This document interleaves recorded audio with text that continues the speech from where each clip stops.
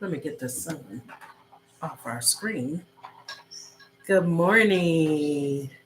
Welcome to the Soulful Success Book Club. Yeah, I don't even know that this morning I'm pushing it, but I feel good. I don't believe it. I'm just not 100%, but I'm good. Um, Today, the Soulful Success Book Club starting our new book, and this is our new book, Strength Finders 2.0 by Tom Rath. You see, I got a lot of topics to talk about. So come on in, come on in. Let's talk about finding our strengths instead of focusing on our weaknesses. Because what I believe in this part of my journey in life is that when we build on our strength, then the things that we're not so good at grows as well. So we all learn to fix our glitches. Well, we're not fixing glitches anymore. We're gonna find our strengths with Strength Finder 2.0, and we are going to develop those strengths or enhance those. And then that will help us develop the things we're not so good at. So, good morning.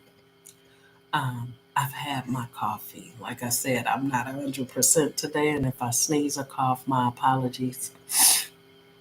Um, this morning. So I'm going to start by, um, again, there was a 1.0 when he did this book. The difference is he went back and added more. You could start with 1.0, but this is more research. Um, and so this book is enhanced compared to 1.0. So let's get started.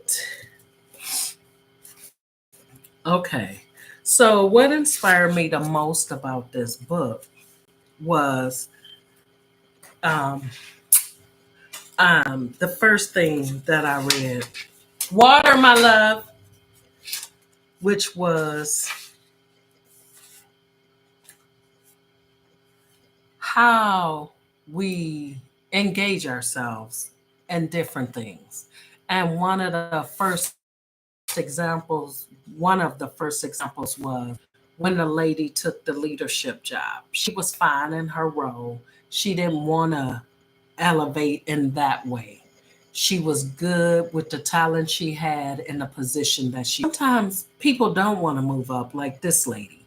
She knew her talents, she knew her strength, and the role she had already um, accounted for that.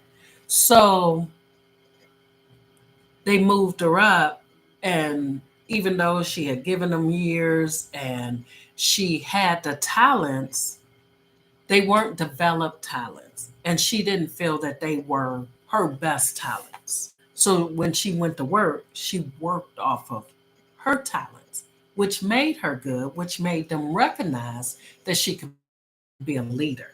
What they didn't understand that leadership was not her strength. And so she took some time and more spent time thinking about how it wasn't her strength, and where she was at in her other role was more of her strengths. So they did some research um, in 2005 where they had people focus on their strengths and not their weaknesses. And I thought it was interesting because I had realized a long time ago, um, like in my book, the little book about you, with the principles and practices, that those are already inherent within us. We just have to choose to be intentional about those principles and then be intentional about practicing them. But they weren't so much about glitches, they were enhancing things that we already had within us, such as Um, create. Create is one of the principles. We know how to create. We did it in school. We created pictures, we created papers, we created projects. What happens when we get older sometimes is, and out of school, we think we're not good creators.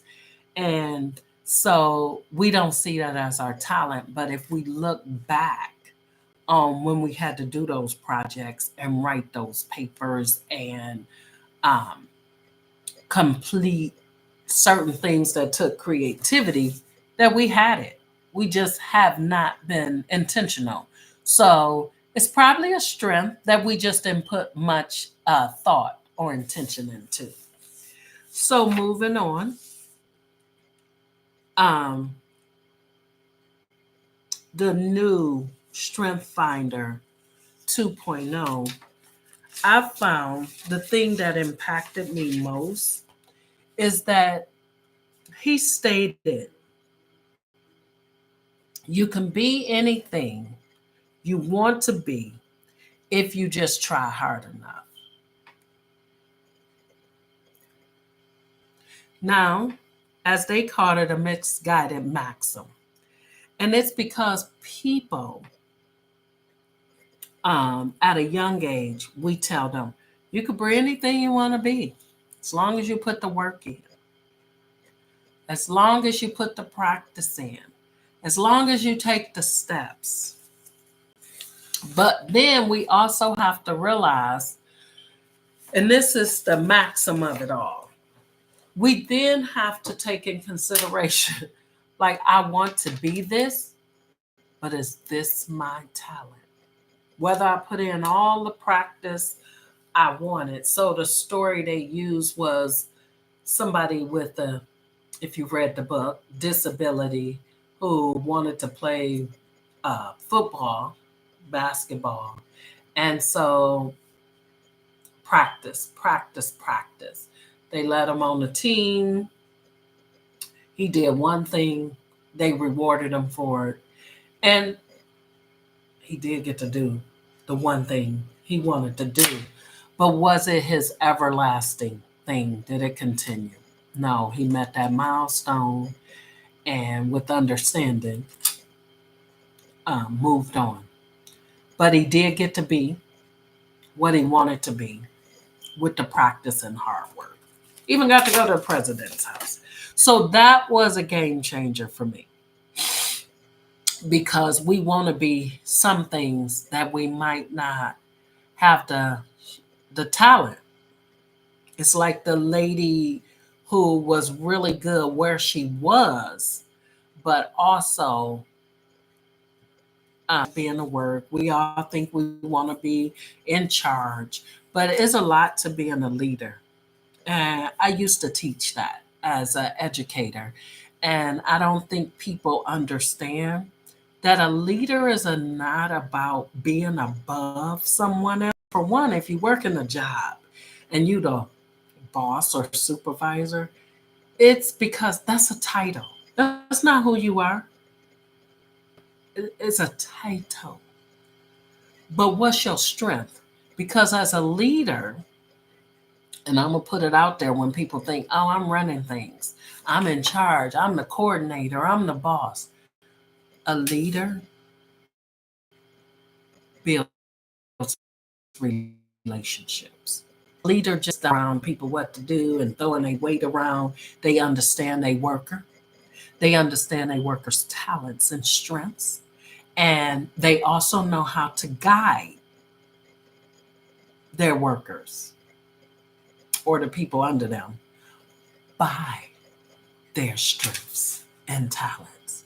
So, where these people just saw that she was really good where she was in the job, and they like, hey, we should promote her because she's really good, those weren't her talents.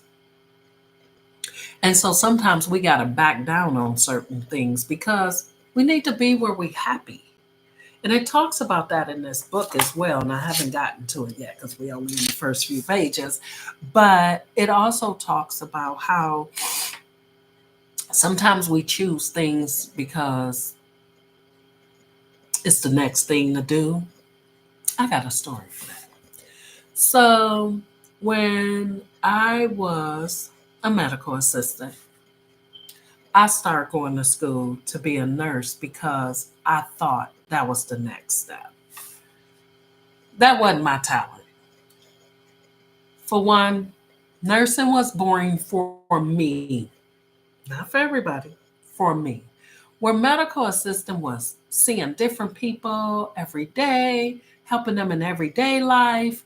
Um, but working in a hospital and going through nursing school pretty much gave medicine, helped them with their daily get dressed, bathing activities, and watched them lay there. And I just got to the end and was like, okay, maybe it'll be a means to an end. But then I'm like, I don't even want to go through with the experience of nursing. It was just too boring for me. It didn't move fast enough. I mean, colds happen, but that ain't nothing to be excited about. Um, so the clinic was more busy. You got people coming and going. You're doing different stuff every day. In the hospital, you're doing the same thing. Straightening the bed, taking the temperature, blood pressure, walking them up and down the hallway, putting them in the bathtub, giving them some medicine, and cutting their lights out. Sometimes feeding them. In the clinic, keep moving. You're doing this skill. You're doing 25 different skills sometimes if you in certain clinics. Now, if you're only in a GYN clinic, you're not doing that much. Family practice, you're going to do a lot. Um, but that just tells you my talent was more with daily people. My talent was not with people that just had surgery. And I worked kidney, liver transplant along with traumatic injury, stabbing and shooting. So um, as I embarked on that part of life, I just realized that that's not a next step for everybody. And it definitely was not a next step for me because it was just boring. So we sometimes have to think about our talents um, that also fulfills us. Because just moving ahead, is that fulfilling? Um, Being what you want to be and then not having nobody there to share with you. I know people who have expensive houses, large, expensive furniture, paintings, fancy cars, and they all by themselves. And I can even say that they make good money and not even using probably the talent or the strength that will bring them joy in a place where um, they could feel fulfilled. And that's what I learned, even with this. Like, you really need to look at what's your talents. So, if you know me, talking is my talent. And I like talking. And that's one of my strengths. Now, as you can see behind me, right there, speaking in public. Because, as an educator, I also taught public speaking because it was my talent. Um, and as a teacher, I had to help students prepare for their speeches when they had to do projects and they had to do a presentation or a speech. Um, and so that's another talent. Teaching is a talent for me. Like, I can teach people things. Some people are good at it, but it's not their talent. And the reason I say that is because as a teacher, um, we sometimes forget that it's about the audience and not us. So we think if I teach this way, it'll be fun, everybody will get it. But a lot of teachers, just from teaching teachers, because I taught teachers too, They don't understand you have to read the room consistently, like a comedian or actor. If the crowd is not enjoying just because you think it's the best, then you just wasting your time. Because you teaching something nobody is getting, nobody is paying attention to, nobody is getting anything from because you, and it's supposed to be about them. So that's why I say, as a teacher, some people are good at it, and some people it's their actual strength and talent of it. So, with that being said, um, kind of leads me to what I have marked off right here. So I'm gonna read that little excerpt. So it talked about um,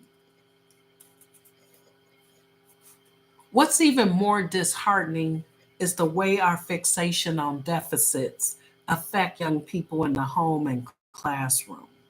In every culture we have studied, the overwhelming majority of parents, that was 77% in the United States, think that the student's lowest grade deserves the most time and attention.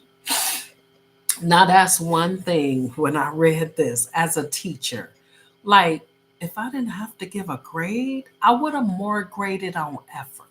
So, for one, as a former educator, I can't even say former, educate through motivation and inspiration now, but as an educator, I understood. I'm gonna say I understood because I was a student once too. And as an educator, I didn't get homework. I think you should review things you didn't quite get in class, write some questions, and come back and see me the next day. But I didn't like homework. Teachers give this is what I mean about teachers who are good at it, but it's not their strength. Because why would you do something to somebody else that you didn't like? And that was me. Like, as a teacher, I'm not giving homework. I didn't like it. For one, a kid spends 8 hours a day in class, sitting quiet. I didn't like that either. Um, and then they got to go home, especially in high school. They got 6 classes. I taught 11th, 12th grade. 6 classes. So now you've been in school for 8 hours. Because some teachers, it's all about them. It ain't about the people they supposed to be teaching. Um, and then now you got to go home and spend another 8 hours with an hour worth of homework from 6 classes. That made no sense to me. Like, where do they get to go home be a kid? When do they have time to even talk to their parents about what's going on in their life? So, as an educator, back to my point, you have to understand. And you have to also remember when you was a student. And you also have to remember it's not about you. So, with that being said, we reward excellence as parents and educators, where we should be looking at what their strengths are. So, I had some students that had strengths, and that's what I would take time on. Because then, when we were going to do class project or work as a team, then I knew whose talents was what in order to group. I put them in a group where it's 4 different talents, so nobody's fighting against the other person who is also good at writing. Why would you put 2 good writers in one group if you can avoid it? Because you can.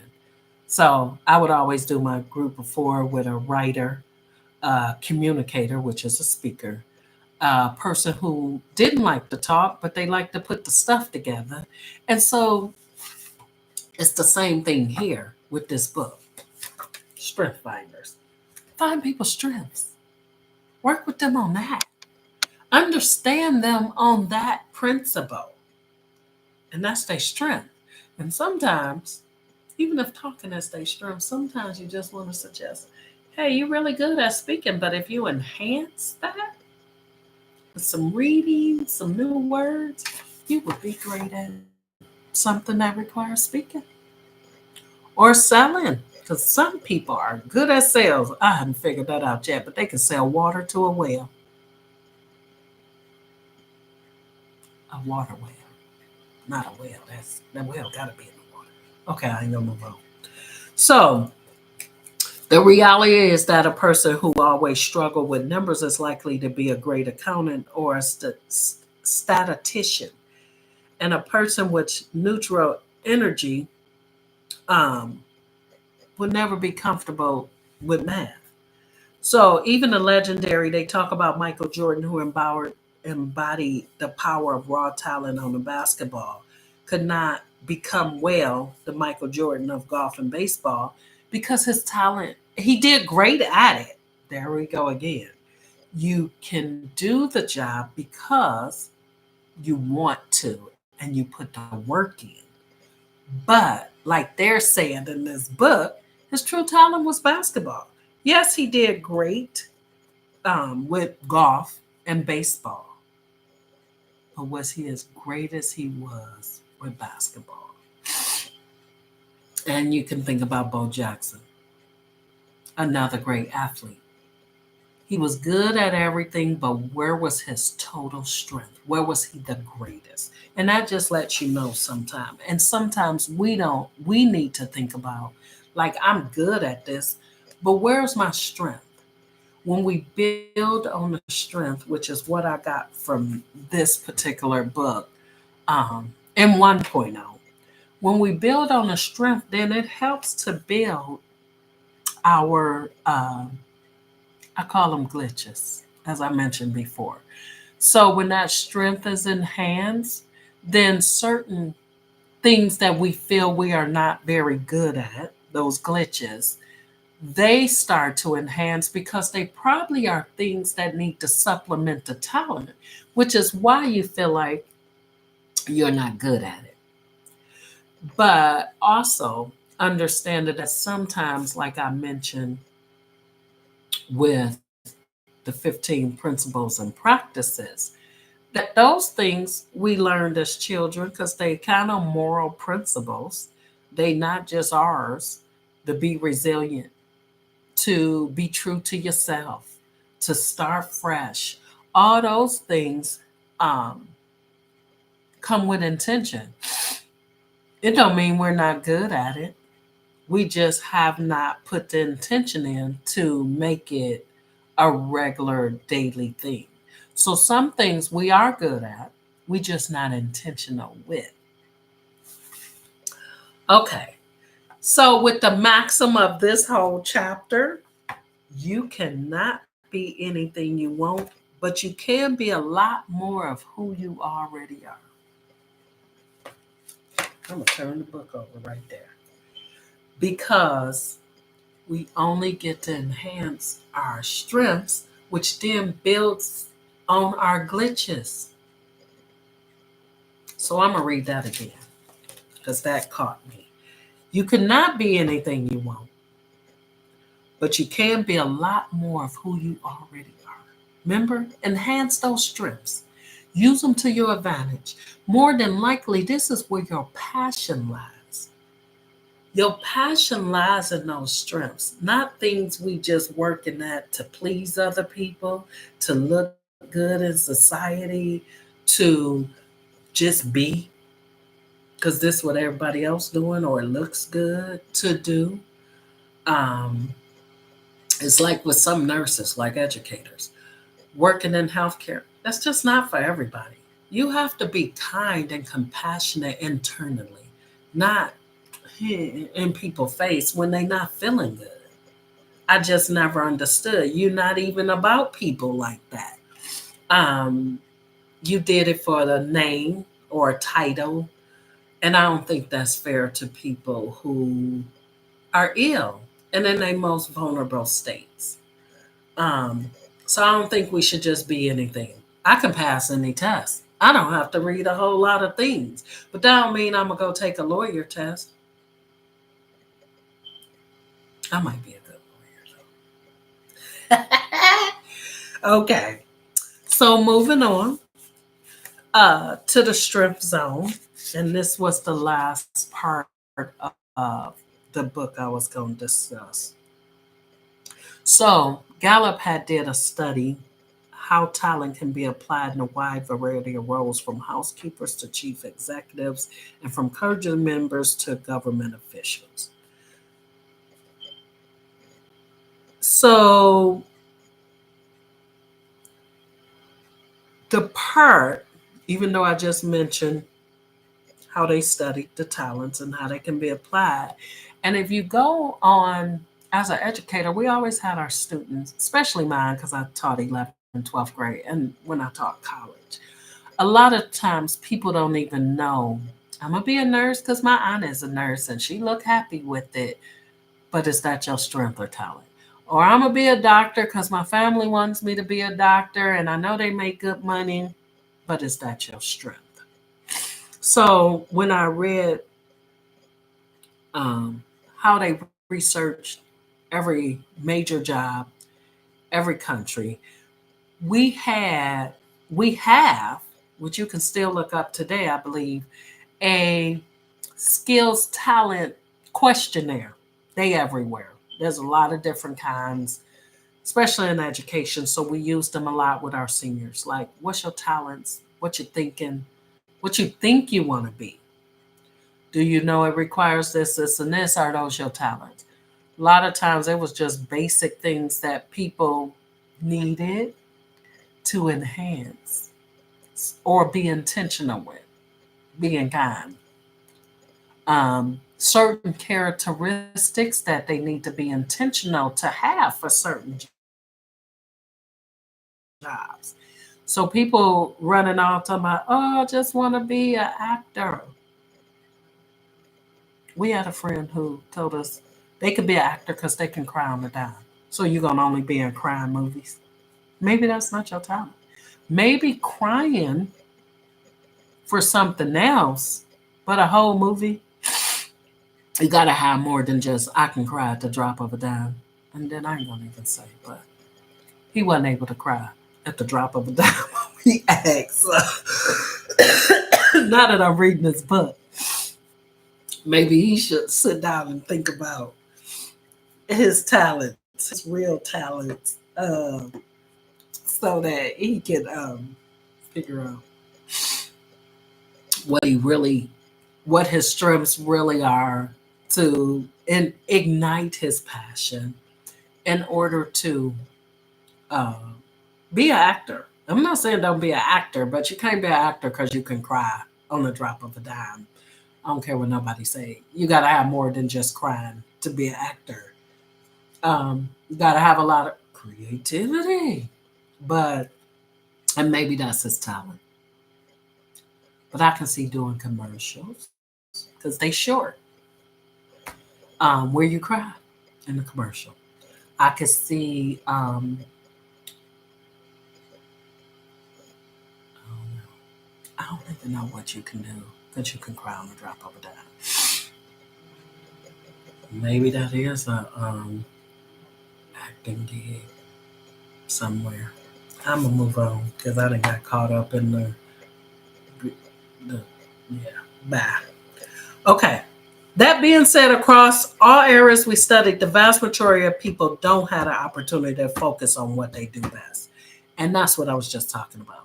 People spend so much time trying to do and live the lives of other people that they're not looking at their own strengths and talents in order for them to find their passion and live their best life and create the life they want to have. So I'm gonna read this little part from the book, and I'm on page 12. Like I said, I'm only in the first couple of chapters this week in book club. So get your book and be ready in 2 weeks and be ready for book club.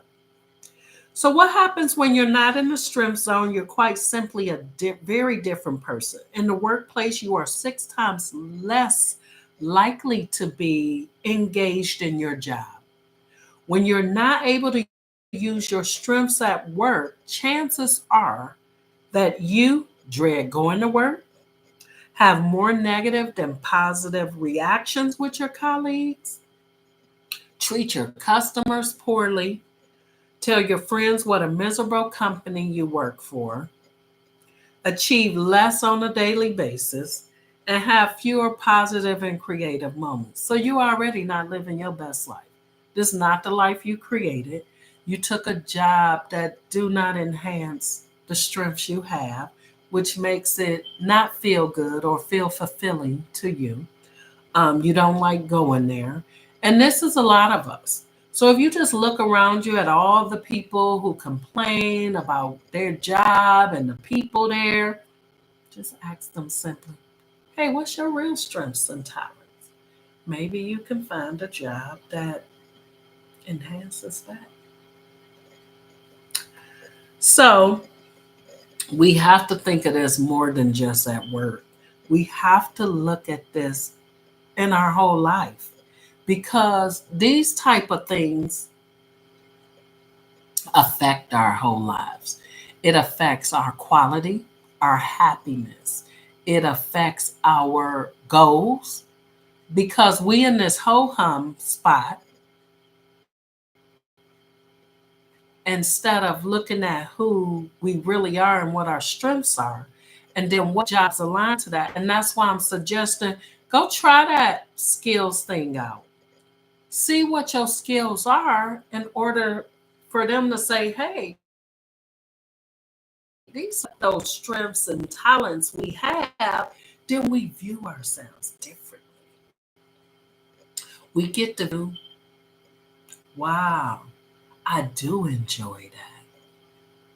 I'm passionate about that. Hey, if I take this talent because I enjoy it, so we have to start to look at ourselves so we can get the most fulfillment out of life. That's why I said fixing glitches, no such thing. I think when we develop on what we're in, those glitches enhance themselves because we need probably some of those glitches to be our happiest self or to enjoy our purpose, or I'm going to say our passion, enjoy our passions. And then that passion helps us see our purpose. And I'm going to tell you this, when I realized my purpose a few years ago, I retired. I knew that where I was in life wasn't allowing me to share my talents, which was my purpose, my passion. My talents are my passion. And I knew what my purpose was. Um, so now I take the time to read, um, do things that are my strengths. I do not participate in things that I do not participate in. I don't need to please anyone because this my one life I only get to have. So your beliefs, not my beliefs. Your participations, not my participations. If it doesn't make me feel good, I'm not gonna do it. Um, and that's just something. Oh, I got a lot of ums, and I teach that. And we was talking about public speaking, and I'm in a whole lot now. But I think about people who participate in things that don't bring them or joy, or they don't even like doing it. They do it because that's what I'm expected to do. Oh, and don't let me get started on the liberation. That's another topic. And I'm just going to have to get on live and talk about expectations one day. Because when it hit me, the things we expect, and then we get angry or disappointed because People didn't do what we expected. Were we? When you don't even know they strengths. They strengths is what they doing. That's why you can't expect people or things to do what you want them to do. Because about liberating yourself about expectations. I don't expect anymore. Um, I can wish, but I'm through expecting things or assuming. And I've also come to the conclusion that feelings aren't facts. And I know I want to say that because people think they feelings is everything, but they only to you.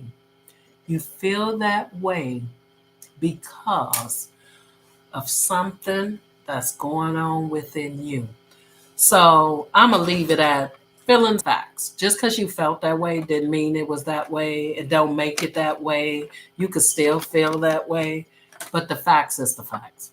Did it really happen? That's just how you took it. They were your perceptions, and they are all yours. But people need to quit expecting people to be certain ways, do certain things. Everybody walks a different journey. So when I created my beliefs, and they change because I see things differently, I've traveled, I learned a little more, and maybe are, and what we think they should be is where disappointment comes in, and then all our I feel. And so we have to understand that their feelings are valid, but they are just theirs. Are they facts? Their feelings are facts. But what are the facts that led you to the feelings? Because your feelings are yours, but the facts are the facts. So feelings are not facts. And that's the same thing with strengths. I'm gonna let that sit there for a minute. So to conclude today's book club, I dropped my book mark. If you dream it, you can do it. We just talked about that, right? And Walt Disney said that. But we just found out a maxim. Sometimes we do things and we can do it, but do it make it great, or do it just make it that we can do it? Where we take our talents and strengths and then we can be really great. And my greatest motto as a teacher, and when I run into some of my students, they still say the same thing, and they used to say it all the time, which I greatly appreciate that they heard me, which was don't just be good, be great. And we become great when we take our already existing talents that we enjoy, that bring us peace, that gives us the passion, compared to if I work hard at anything, I can do it, but do it give me the passion? Do it help me find my purpose? Because we all have one. Um, so it leaves us to conclude, which is where I'm going today. Why isn't, as the book said, so why isn't everyone living life with a strengths approach? One big problem is that most people are either unaware of or unable to describe their own strengths or the strengths of the people around them. Goes back to I'm gonna be a nurse because my aunt a nurse. I'm gonna be a doctor because my parents want me to be a doctor. Why don't we take time to see ourselves? Because we take time to see other people, um, but we don't know him personally, so we can only judge on that. And so we give him his props there. But probably if we knew that actor, he might even have a better talent, a stronger talent than what we see in acting, or acting is his talent. My point is, a lot of times we are just unaware of what our strengths are. And so I'm going to challenge you to either type in here 1 to 3 of your strengths. You can just get one.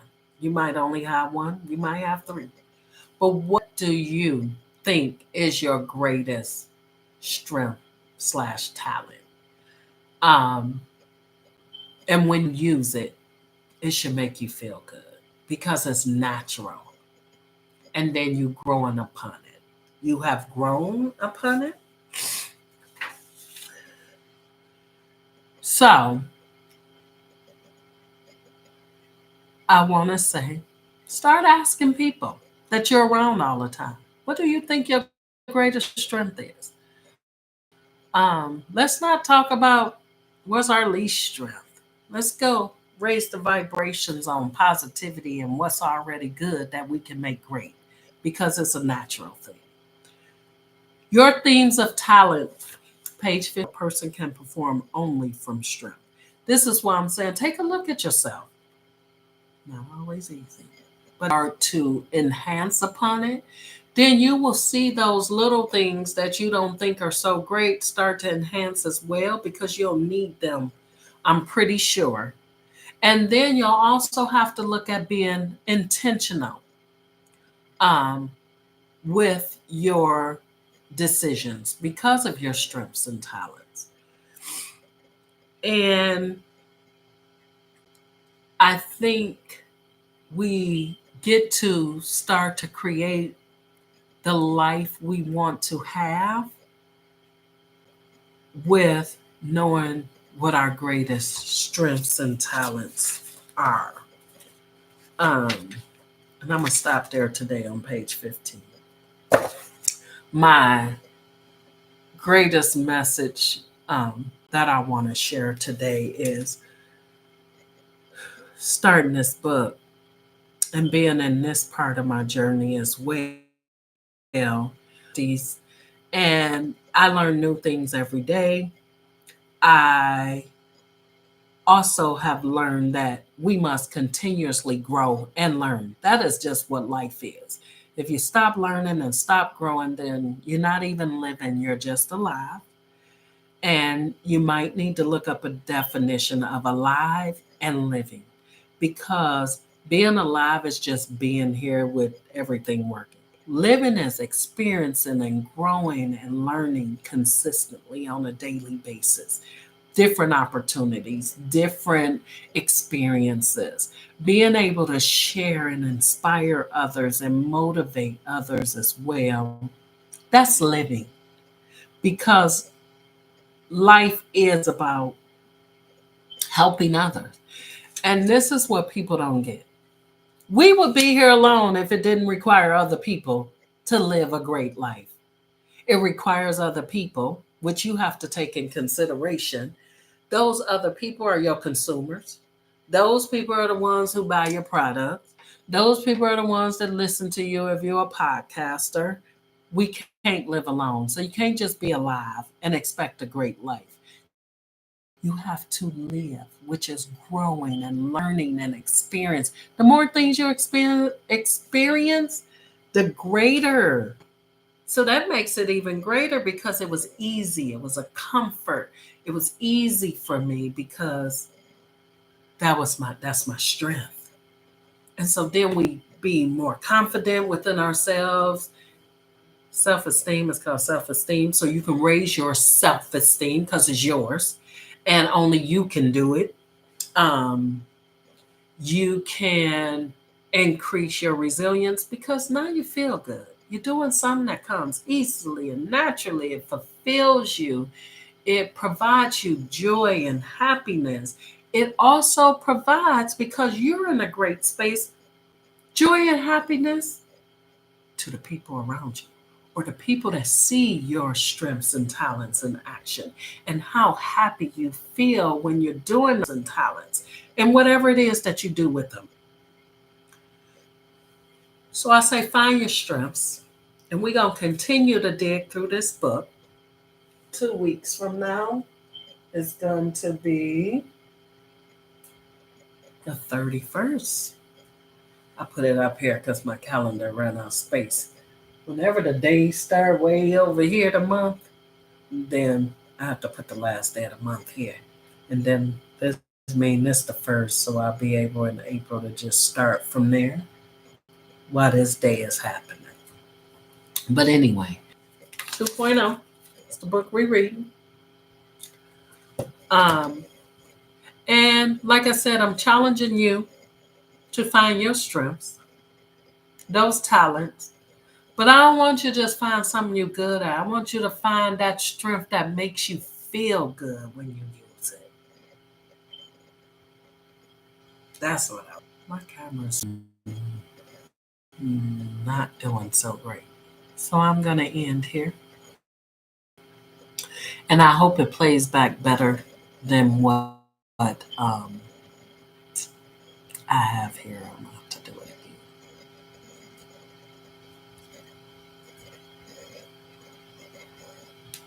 Bye, everyone. I'll see you on March 31st, 9 a.m. for our next Soulful Success Book Club. And again, get your book, Strength Finders 2.0 by Tom Rath. Made a difference in my life, and we haven't even gotten to stop complaining. We're not complaining about the job anymore because we are now somewhere in talent that brings you the most joy, and share that with me. And if you haven't subscribed, please click subscribe, like, and share with others who might be bibliotechers, but who also had inspiring books that they've read with inserts that they can share with us. You're going to find that strength and share it with me. Positive energy to everybody around you while you use this strength and talent, and you can feel the energy and the vibes that it brings when you use it. So share with me. I would appreciate it. And again, I will see you March 31st, 9 a.m. Coffee, tea, mimosa. Hey, maybe by then I'm at 100% and I am going to be drinking mimosa. Thank you and see you then. Have the most